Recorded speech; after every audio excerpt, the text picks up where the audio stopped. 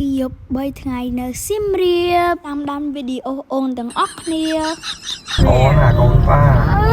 មុខសញ្ញានេះទាមកសៀមរាប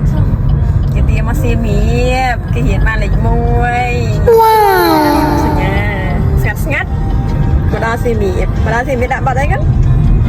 ឲ្យជំរាបរៀបថាអសត់យេឥឡូវអូនមកដល់កន្លែងគេងហើយអូនគេងនៅ Pick Elite Boutique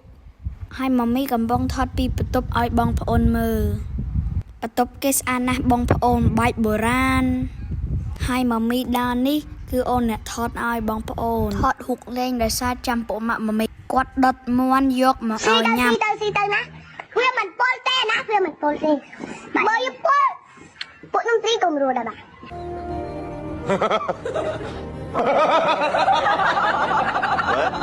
ថ្ងៃទី1ហ្នឹងគឺញ៉ាំនៅកន្លែងគេងដោយសារតែ friend ម៉ាមីយកមកឲ្យថ្ងៃទី2ពេលព្រឹកយើងបានទៅ Capybara cute ណាស់បងប្អូនទាំងអស់គ្នា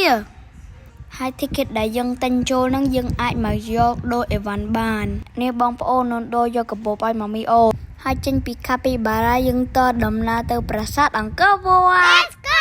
ថតរូបលេងបានបន្តិចបន្តទៅផ្សារផ្សេងទៀតទីតាមទៅឃើញតាស្ករទាញដាក់មកបត់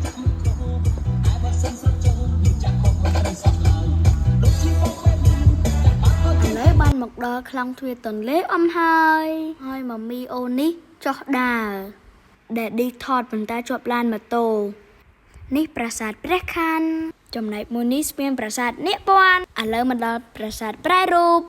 នេះប្រាសាទអង្គរធំមកញ៉ាំអីនៅព្រះដាក់ពេលយប់អូនទៅ Pub Street ថ្ងៃទី3ពេលព្រឹកយើងញ៉ាំអាហារនៅកន្លែងគេងរួចយើងបន្តដំណើរទៅ Angkor Wildlife and Aquarium ទៅដល់អូនដើរមើលនិងដើរថតដល់ម៉ោងគេសម្ដែង show បានអូនដើរមកមើលវិញគេសម្ដែង show ហ្នឹងគឺមានតែថ្ងៃសៅរ៍ហើយនិងថ្ងៃអាទិត្យទេបងប្អូនពេលព្រឹកគេសម្ដែងម៉ោង 10 កន្លះពេលថ្ងៃគេសម្ដែងម៉ោង 2 កន្លះBye bye. Thank you for watching my video.